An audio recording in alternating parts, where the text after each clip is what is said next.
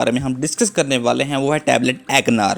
Video start کرنے سے پہلے ہمارا چینل میڈیک آفیشر کو لازمی طور پر سبسکرائب کر دیں، بیل آئیکن کو پریس کر دیں اور اس کے ساتھ لائک کے بٹن کو بھی لازمی پریس کر دیں۔ اچھا دوستو، اس ایگنار ٹیبلٹ کے ڈیلی استعمال کرنے سے انسان کو بہت ہی زیادہ فوائد ہوتے ہیں، یعنی اس میں کیلشیم موجود ہوتا ہے، اس کے ساتھ وٹامن ڈی موجود ہوتا ہے اور وٹامن K2 بھی موجود ہوتا ہے، جن کی ضرورت ہمیں ڈیلی بیسس پر ہوتی ہے۔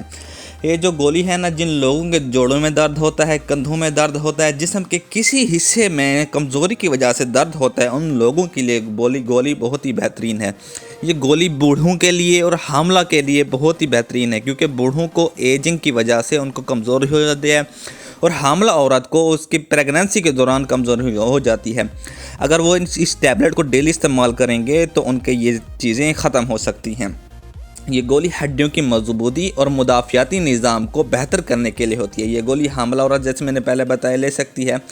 تو یہ اس کمزوری ہوتی ہے تو حاملہ عورت کو کسی بھی قسم کی وہ اس سے دور ہو جاتی ہے۔ اگر اس گولی میں وٹامن D3 کے ساتھ وٹامن K2 بھی موجود ہوتا ہے، جس سے ہمارا جو کیلشیم ہوتا ہے وہ ضائع نہیں ہوتا، تمام کیلشیم ہماری جو ہے ہڈیوں میں جذب ہو جاتا ہے۔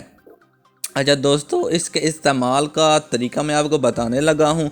آپ نے کھانے کے بعد ایک گولی صبح لینی ہے اور ایک گولی رات کو لینی ہے۔ اس کے علاوہ ایک گولی رات کو کھانے کے بعد بھی لے سکتے ہیں۔ اس کے علاوہ ڈاکٹر کی ہدایت کے مطابق اس کو استعمال کریں۔ اچھا دوستو، اس کے زیادہ استعمال کرنے سے اس کی کچھ ڈس ایڈوانٹیجز بھی ہیں، کیونکہ ایک چیز جیسے فائدے ہوتے ہیں تو اس کے نقصان بھی ہوتے ہیں۔